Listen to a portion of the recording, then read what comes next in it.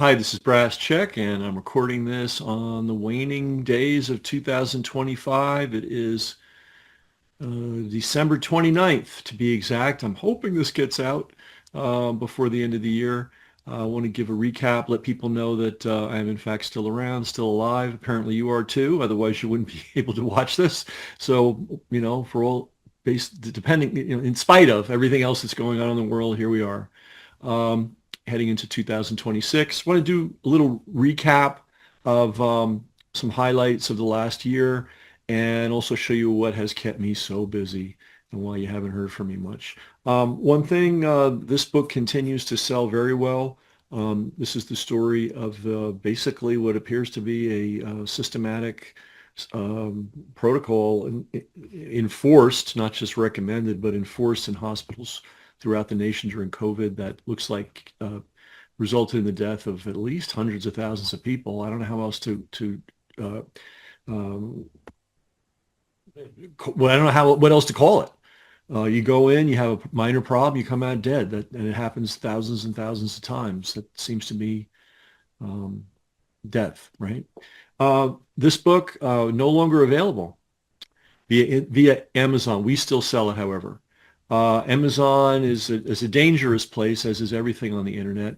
And we realized that we sold very well. We were we were in the top five of all books on AIDS, which is what this book is about, Fauci's first fraud. That was the one back in the 80s where he scared the wits out of everyone with a voodoo virus claim. Um, that this book has a few things where we could be copyright challenged. And I learned from somebody that that is one way that an entire Amazon channel can be permanently nuked. One book with with one legitimate copyright claim. We might have an image or two in here. The cover is fine; it's public domain, but we might have used an image here or two. We used a lot of images that are not completely cleared by copyright. So rather than get blown up by Amazon, we pulled it. But if you go to Fauci'sFirstFraud.com, you can still get the book, but you have to get it directly from us, and it will take a little bit longer and cost a slight bit more. But this book, for a long time, not anymore, obviously, but for a long time, and I wondered why they allowed it. I don't know why they didn't come after me. Every time you searched AIDS, there'd be all these, heroic narratives about the great doctors and all the lives they sold, and then this thing would come up. But this thing just keeps going. It's still the only comprehensive account of what happened during COVID in the hospitals. There have been a lot of good individual accounts, but as of yet, nobody has put it together. People are buying it. As usual, the podcasters, they're not terribly interested in real news. Though I did have a really interesting experience, I don't know what to make of the podcasting world, honestly. So, I've been singing the blues about not being on podcasts and why don't they have me on, boo-hoo, right? So I got on Katie Halpert's show and I talked about this book. And lo and behold, of the 2,000 plus videos that she's posted in her entire career, that little 10-minute clip is now number two with over 1 million views. So I guess people actually do want to hear this information, right? And then I was on Sabby Sab show also talking, was I talking about this? No, actually I was talking about the Charlie Kirk assassination 4 days out. And pretty much everything I said is what's turning out to be the case. Number one, no way did the shot come from where they said it was. Therefore, the guy they said did it couldn't have done it. Two, I said this 4 days out, and I didn't even have that much time to research. Turning Point USA is sketchy as hell. And it looked to me like Charlie Kirk did not know who he was in bed with. And it turns out that's a very literal statement as we watch a certain blonde individual show up in her tight leather morning pants on every newscast in America. And what I said very clearly, and I think it's kind of the story, and it really should be what people are focused on, is there was a group of people that wanted him gone. I mean, it almost doesn't, like I've said this about Kennedy even, it doesn't really matter who pulled the trigger. It's who wanted him gone and who made it possible and who made the cover-up possible. So in both the Kirk and the Kennedy situation, clearly the FBI went into Keystone Cops, Ringling Brothers circus mode. They don't want to. They don't want to solve anything. So that tells you who was involved in the killing, right? I'm not saying the FBI did it, but the FBI is in cahoots with whoever did it. Could it be clearer, right? So that's what people should be focusing on, and then they have to look at the den of vipers who inhabit Turning Point USA, the people that have infiltrated it over the years, and they're all sketchy as hell. And this all came out 4 days after the shooting. And people are still running around in circles trying to focus on these points. So for whatever it's worth. What else is news? Yeah. So that happened to be the most popular show of Sabby Sab's entire distinguished YouTube career. It's the #1 video she's ever done. So as I watch YouTube, I see that there's a lot of people trying hard to do clickbait, and they'll put up thumbnails and they'll have garish headlines and make all kinds of wild promises. But then when you actually turn onto the program, it's like, yeah, I've heard this 100 times before.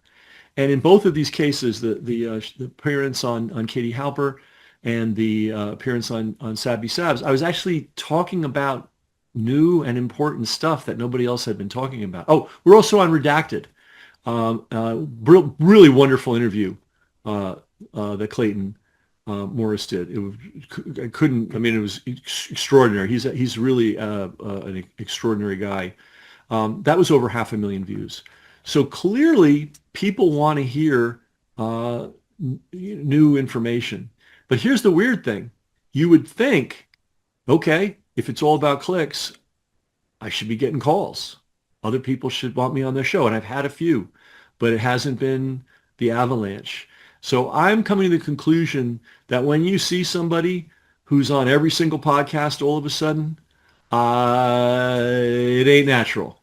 Because if someone could go on and hit it out of the park twice in a row, and then do a very strong showing on a topic that everybody's interested in, which is who killed John F. Kennedy, and that person's phone is not ringing off the hook, there is a higher power that determines who gets on 100 podcasts and who doesn't. And I'm clearly not somebody favored by the higher power, but which is fine with me. So let me show you what I'm working on, just so you understand I'm not slacking off. And I have to say this because Brass Check has a lot of very loyal supporters, and I'm working for you. So I can't like go to Puerto Vallarta and just relax in the sun. I mean I might do something like that at some point, but I have to be productive. So right now I am pretty productive, and I want to show you. I'm getting better at this, by the way. No more whining and moaning about it. Here we go. This is the book that I'm working on.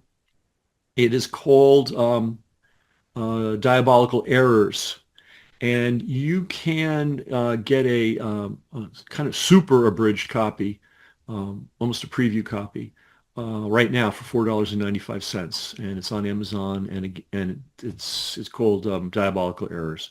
So, but I want you to see what I'm working on, because these other books were a walk in the park compared to this one. This one, I mean, every day I wake up going, oh my God, what have I gotten myself into? So it's got about 6 parts. Well, it has 6 parts and an epilogue. All right, so let's look at the chapters. I'll give you a rundown.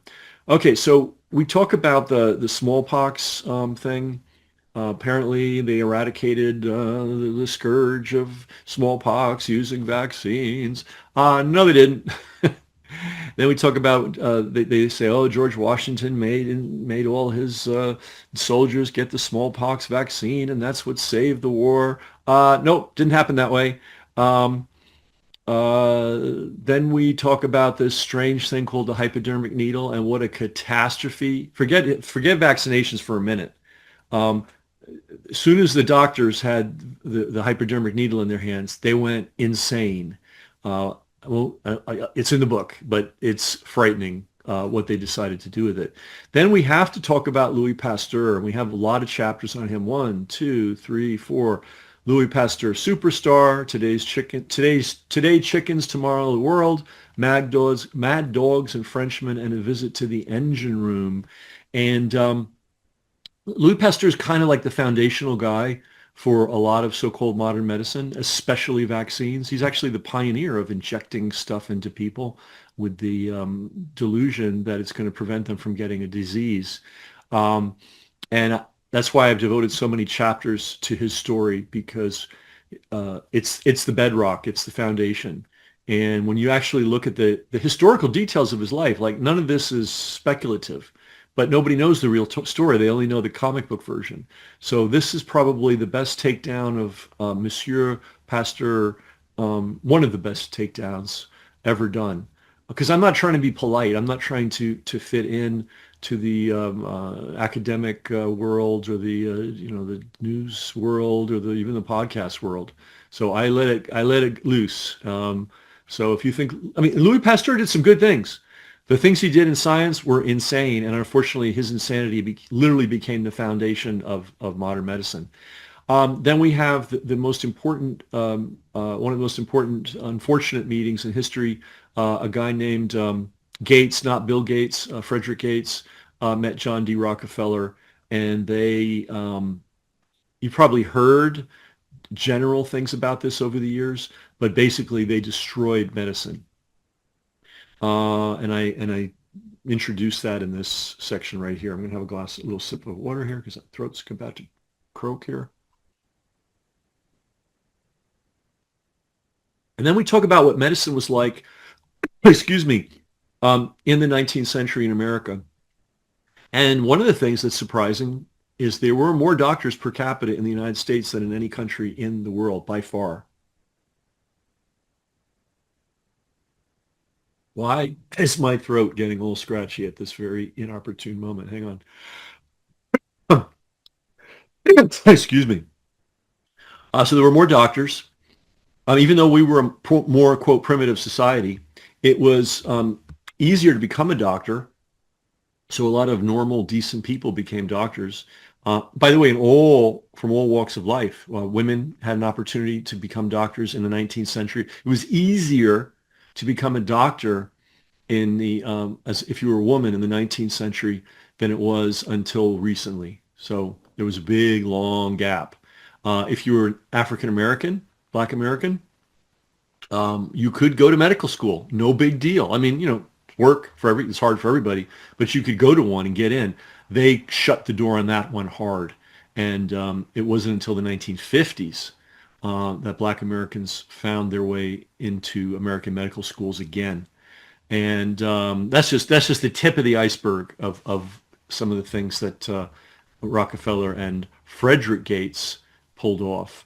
And again, you probably heard whispers of this, rumors of this, maybe broad strokes of this, but it's so important that I did an entire part of the book about it. And that part of the book is called Scorched Earth, The Cure for Competition. These are all written, by the way. So the, the challenge with this book is, let me just say, the challenge with this book is this happens over and over again. I'm writing what I think is going to be a footnote or a paragraph, and it ends up being a chapter all by itself, because I'll just give you the lowdown on this. When this happened, I thought, okay, my first thought was, all right, I know what New York City public hospitals are like. I can imagine anything horrible going on there. All right. So I thought it was limited to that. And then I discovered, oh no, this was going on in hospitals all over the country. And then I learned that it wasn't a bunch of people being scared or stupid. It was a bunch of people that were basically doing what they were told to do. And then I thought, wait a minute, well, who told them? And then I realized, oh yeah, there were very clear orders from the top, that would be the federal government, that not only told these nurses and doctors what to do, but basically said, if you don't do it, you are going to be out of your job at a minimum, and possibly out of your profession, and harassed and doxxed and all that stuff. So I thought, wow, what a horrible thing. And one of the reasons I wrote the book is because that system still exists. Like, they could declare an epidemic, a pandemic, a scamdemic, a plandemic, whatever you want to call it, a pandemonium, and they could start the killing all over again. So I thought, well, people need to be warned about this one particular narrow thing. Well, when I got into this story, I mean, we all know that the medical profession is a disaster. Um, but even I, who have been a critic for decades, had no idea how bad it was. I mean, as bad as you think it is, multiply it by 10, and then you still don't know how bad it is. So anyway, this is what was done in the early 20th century, uh, the destruction of alternative medicine. It wasn't alternative medicine. It was not alternative. There were a variety of schools of thought, and they all had their pros and cons. They all had success stories, and these guys, Gates and Frederick Gates and John D. Rockefeller, consciously decided to destroy all other options except for the option that they wanted. And they used a lot of PR. That's this chapter, Coal and the Flax. They had a particular guy working for the AMA, who I call a white-coated thug with a typewriter, who meticulously, methodically set out to destroy any doctor. This goes way back to the late 20s and the 30s. There was a program in place to destroy any doctor that was actually curing people and not following the I call it the Rockefeller cartel model. Then we have this PR guy, Ivy Lee, um, who, I mean, you got to read it to believe it. Then we go off on a little bit of a tangent and we show how the Rockefeller Medical Research Institute, which became the Rockefeller Institute, uh, uh, just coincidentally happened to provide the funding to lots and lots and lots of German scientists who ended up being very enthusiastic Nazis and ended up getting involved in immoral, illegal, unethical, cruel, vicious human experimentation. His direct line, boom, Rockefeller money goes to a Prussian German maniac. That person, a few decades later, is up to his elbows in blood, testing on human beings. Didn't happen just a few times. It was a pattern. What else do we have here?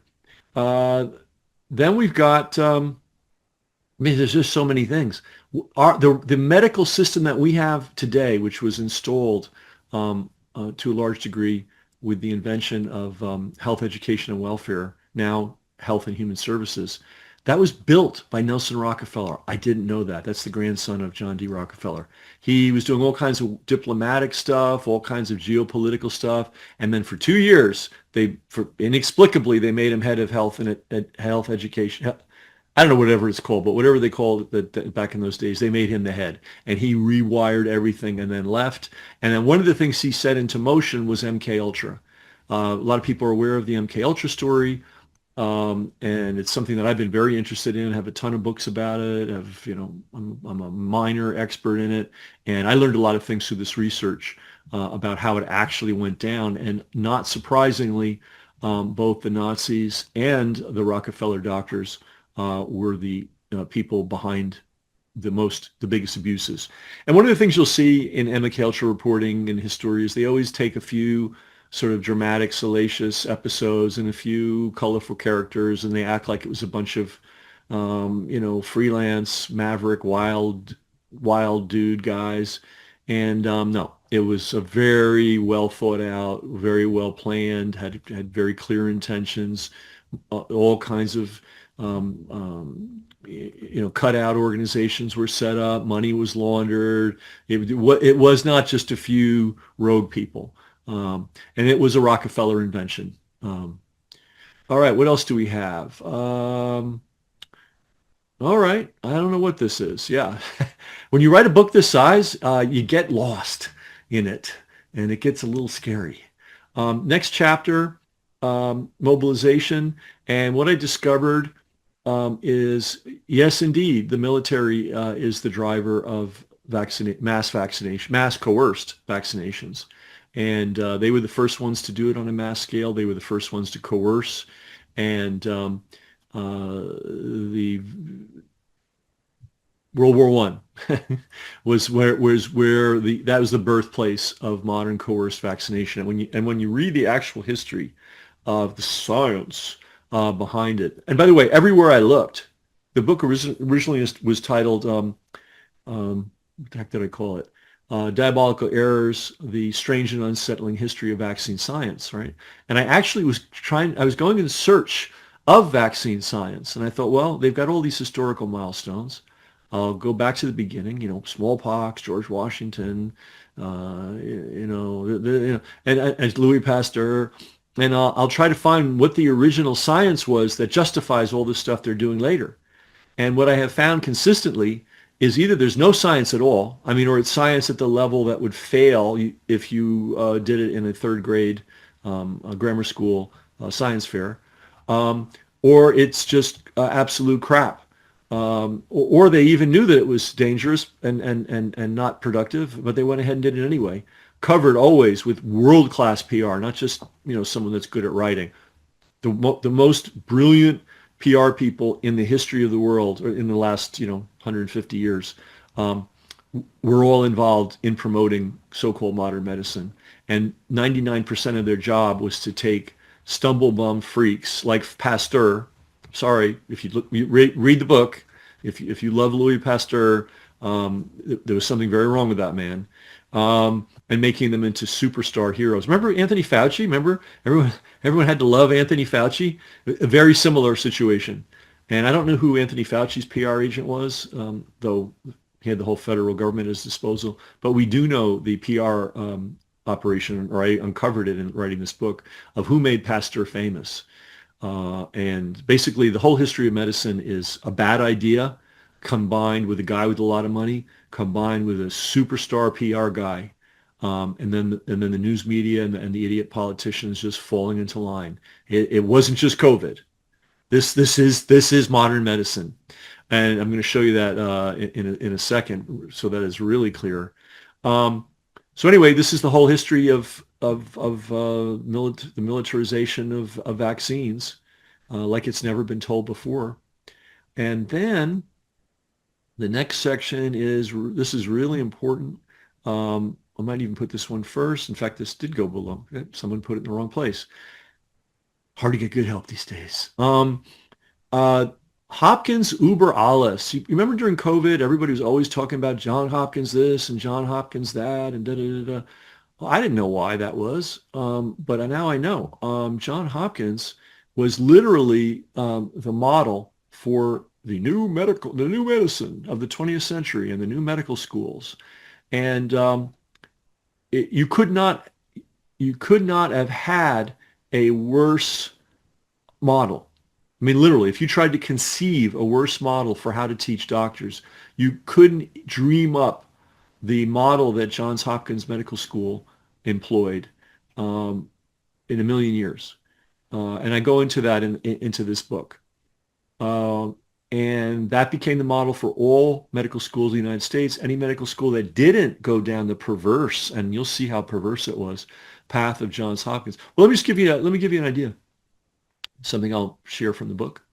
I'm seeing all these errors in the way this has been managed. Okay, well, that's okay. I'll have to clean it up. Residency. So I don't know how many people are aware, but when you graduate from medical school, you are absolutely useless. And this is what the medical profession believes, by the way. It's not just me. You can't get an MD and then the next day start practicing medicine. It doesn't work that way.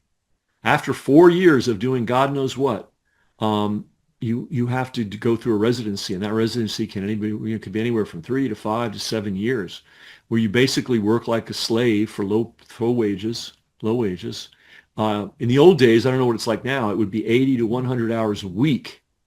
And that's real 80 to 100 hours a week. That's not like hyperbole. And the idea was just to beat you down. Because, boy, you make someone work 100 hours a week for years on end, and you will beat them down.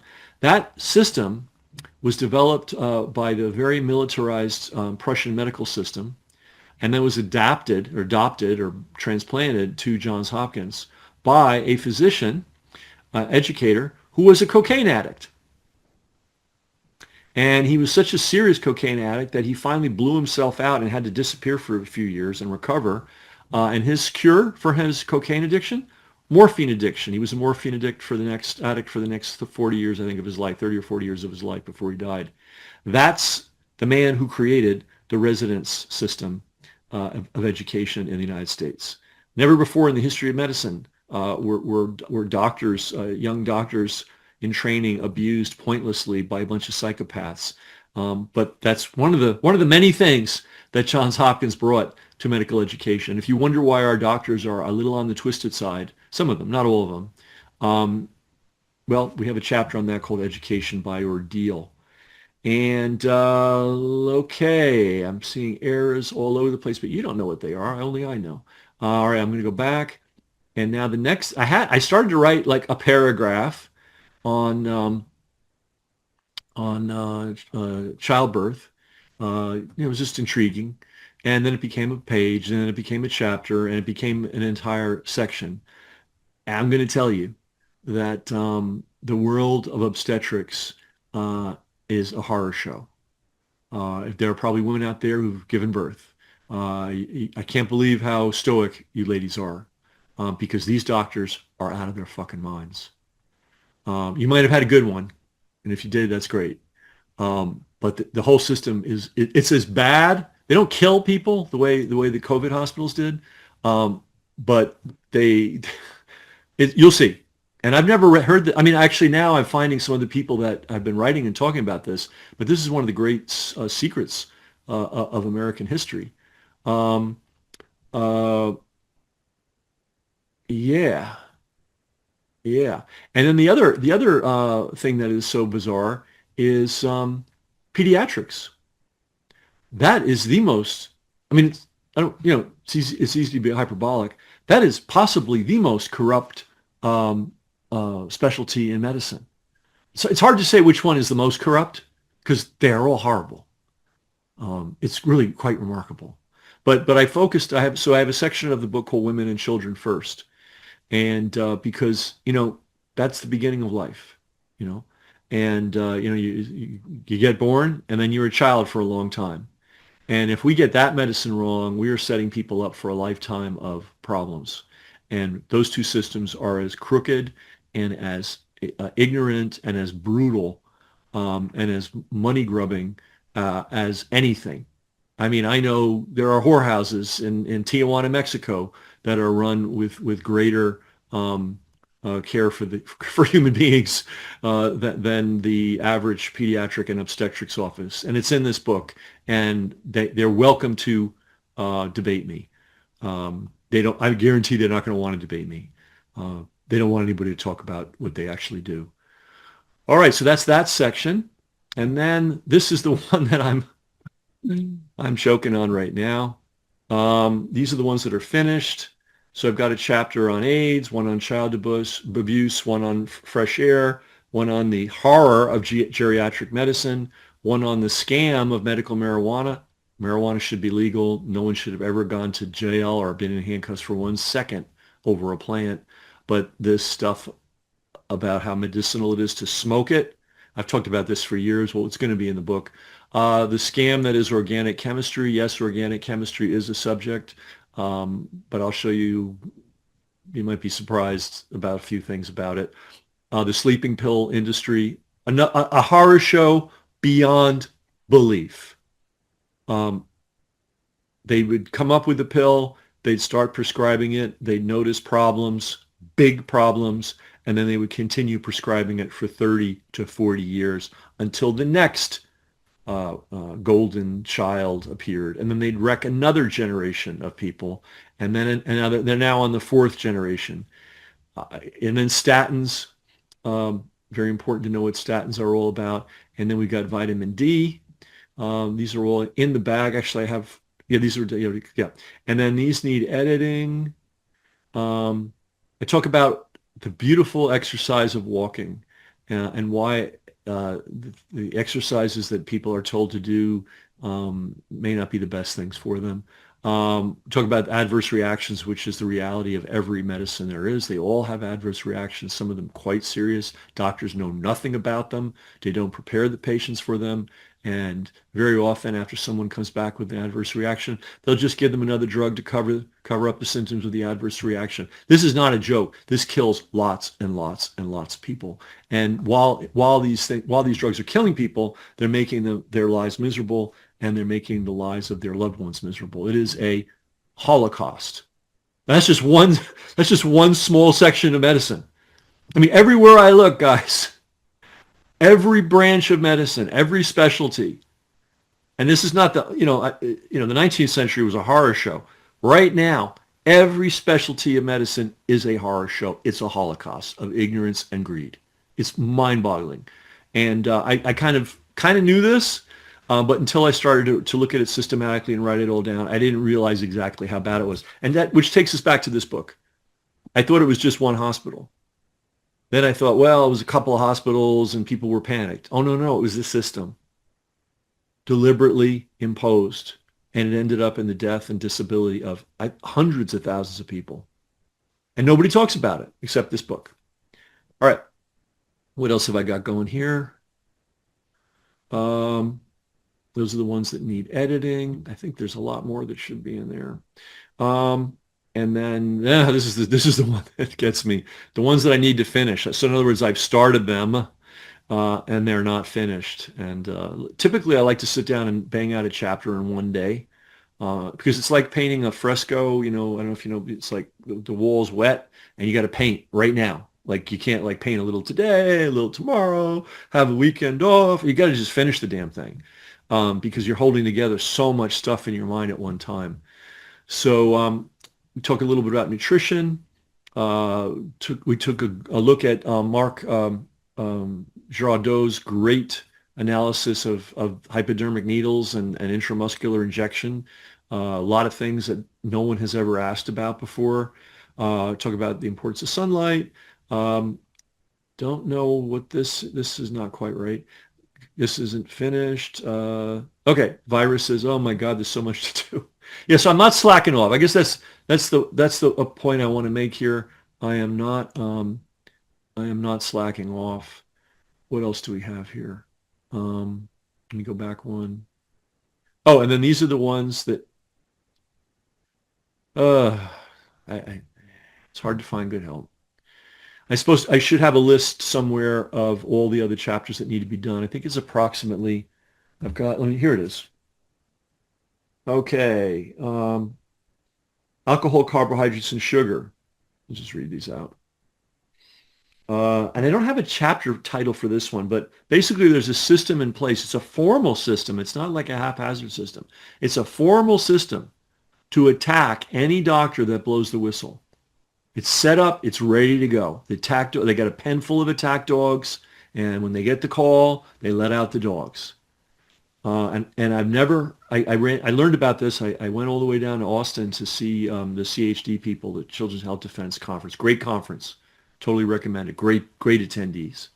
And they did a good job. The organization did a really good job on that conference. Anyway, I met a lot of people, and one of them was a doctor who is trying to get the word out about this system. It exists. It's got a name. Like it's not so when a good doctor is curing people using something other than crap as medicine, and they come down on him like a ton of bricks, it's not an accident. It's a system. So that's what I'm finding out throughout the research of this. None of this is an accident. All right. Diaphragm. Got to talk about the diaphragm. The most underestimated organ in the body. There is no doctor that addresses the diaphragm. Heart, yes. Lungs, yes.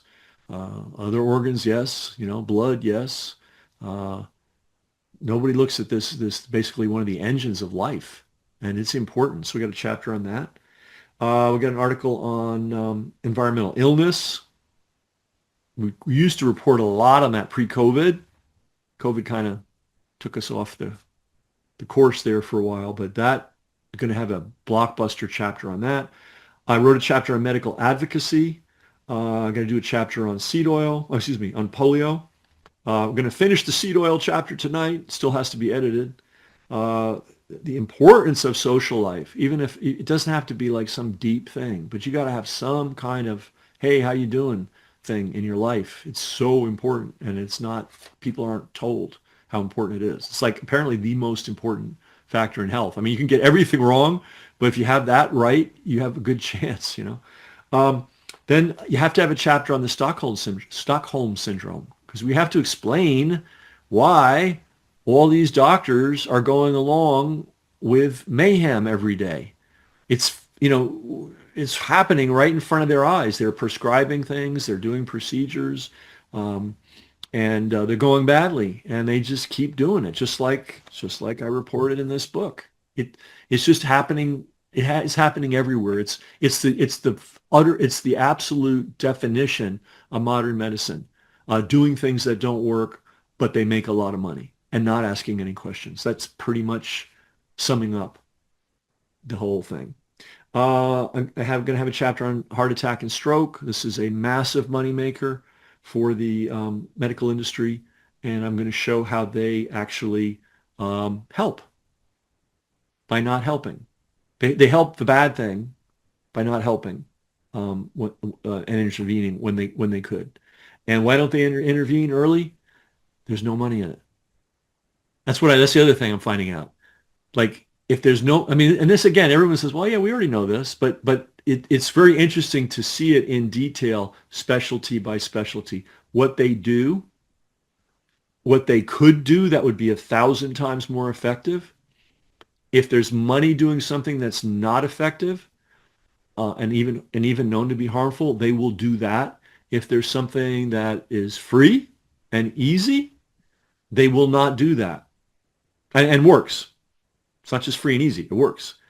They won't do that in every specialty. And then I have a chapter that is written on the subject of walking. And I wrote one on supplements that we have to edit. And yeah. So oh yeah, we got a great, where are these? I don't know. We have a chapter, oh yeah, that explains. So we all know, kind of know Rockefeller, we know the pharmaceutical industry is screwing everybody. We know that somehow Rockefeller and Frederick Gates were, set up the system. Some people know that we imported the militarized Prussian attitude towards medicine. Some people know that. But people don't know, and I call it the toxic black hole at the center of the medical universe. They don't know the system that is involved, that's holding this whole thing together. But you encounter it all the time when you go to a medical office, but it's not, I've never seen it laid out clearly. And what's so interesting, and by the way, that's private health insurance, right? I'm a free market guy and all this kind of stuff, but our for-profit commercial health insurance industry is the toxic black hole at the center of the medical universe. It is the root of all evil.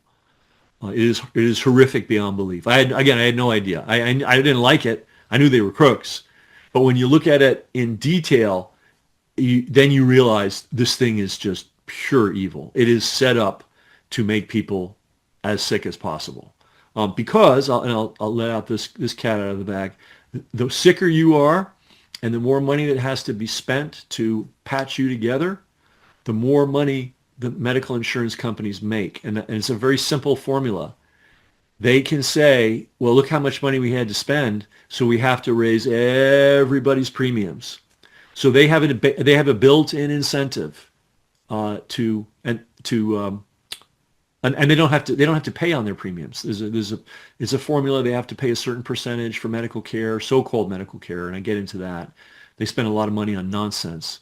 But the rest of that they're not required to spend, that becomes their profits. And so the more money that gets spent, whether it's wasted or not, and I don't know, what is it, 90% of it's wasted based on what I've seen, the more money they make. So they are incentivized to make medicine both more expensive, less accessible, and less successful. And they're doing an amazing job. But I found out something really amazing. There is somebody behind that. And I'm not going to tell you. You got to buy the book. I don't want to tease you, but I've never heard anybody go into this. But I'll tell you the shape of it. And if you're a researcher, you can find it. Behind the insurance industry, there is a nonprofit organization that was founded 30 years ago. Person that founded it is still the CEO of it 30 years later, which is very strange. It is not beholden to anybody. They don't have to explain themselves to Congress. They're never called to Congress. They're never in the news media. And they are the ones that set the agenda that they hand to the insurance companies, and the insurance company creates the system out of it. And then the insurance companies basically run the doctors and the hospitals. And the insurance companies own a lot of doctors. There's what is it, United Health? They have 100,000 doctors working for them. Did you know that? That's 10% of every doctor in America works for a health insurance company. One health insurance company. So it's like the health insurance companies are the root of all evil, but there's somebody driving the bus. It's a lot like J. Edgar Hoover running the FBI.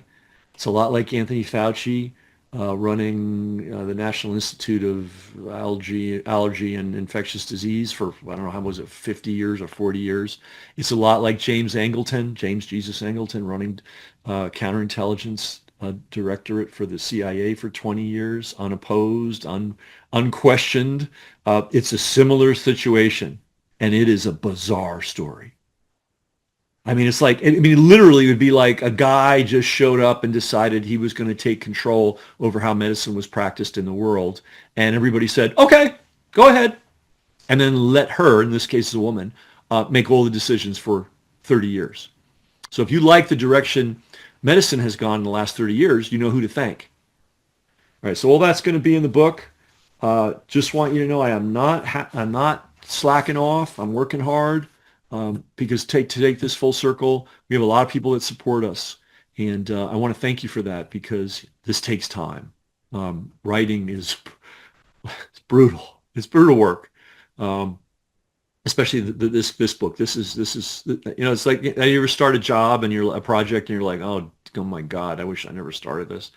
I kind of say that every day, but every day we chip away at it, and it gets better and better looking. I always think it's going to be done, in the next week or the next month.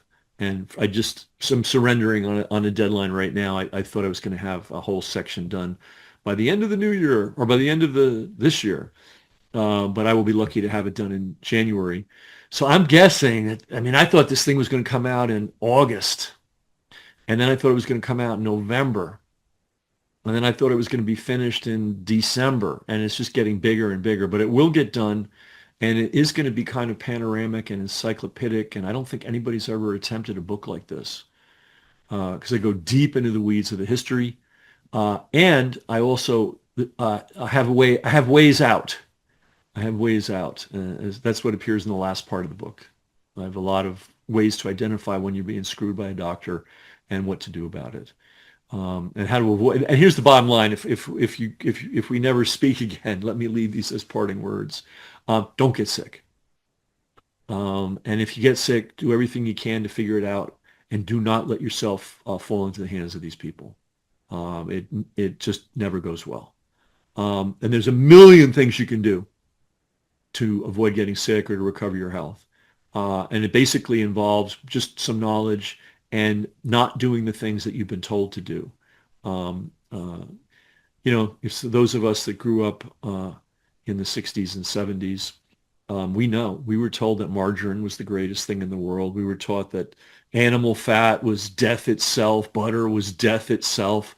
It's the exact opposite is true. Okay? And I have a chapter on that, which I'm working on right now.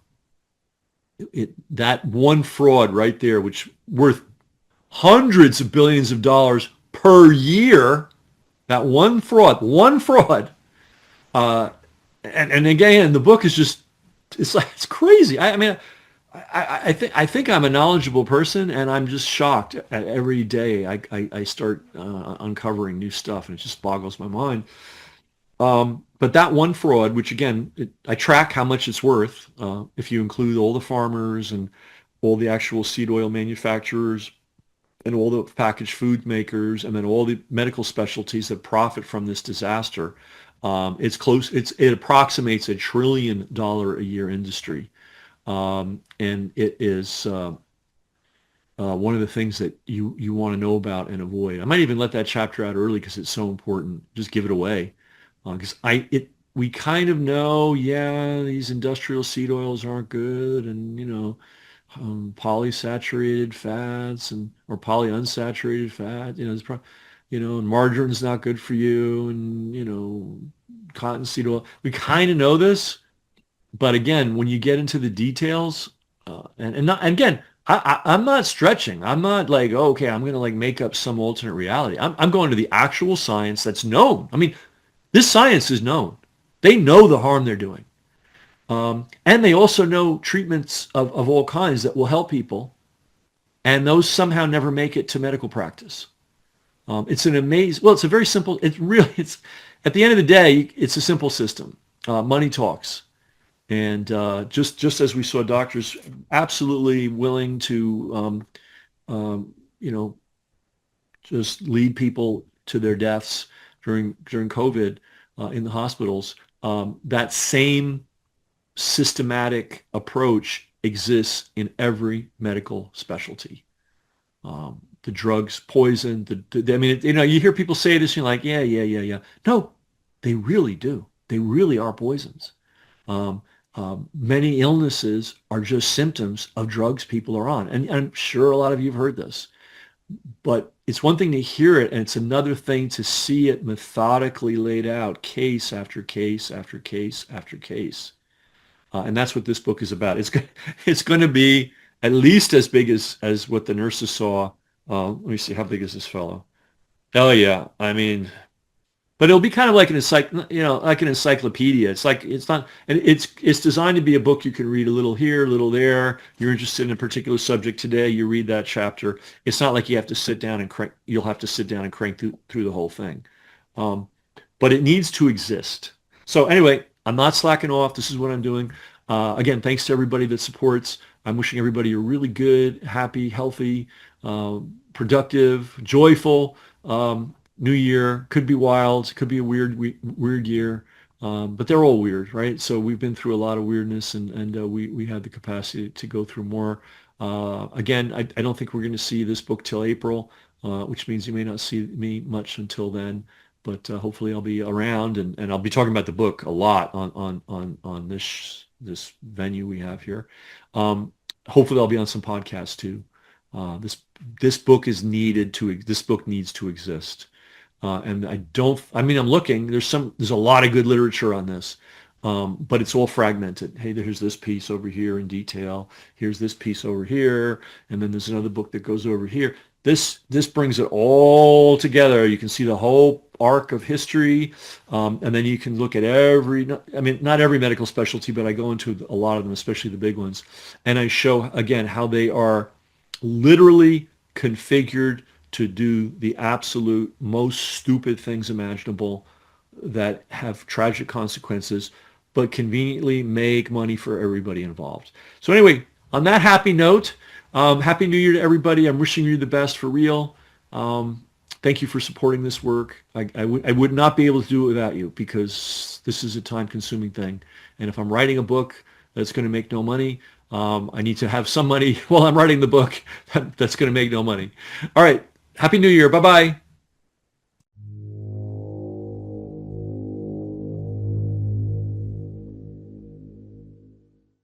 Brass Check TV, free to you, not free to us. We've got a server bill, we've got an email software bill, we've got a tech helper bill, and that happens every month. So to everybody that is supporting us financially, that's paying for their subscription in one way or another, we really appreciate it. If you're not, consider doing so. Everybody's got money for the newspaper and the cable bill and all that. Do you have money for media that's actually serving you? That's really the issue here. And when you help us, it allows us to get this information out to the world. So thanks to all our supporters, and if you're not a supporter already, please consider becoming one.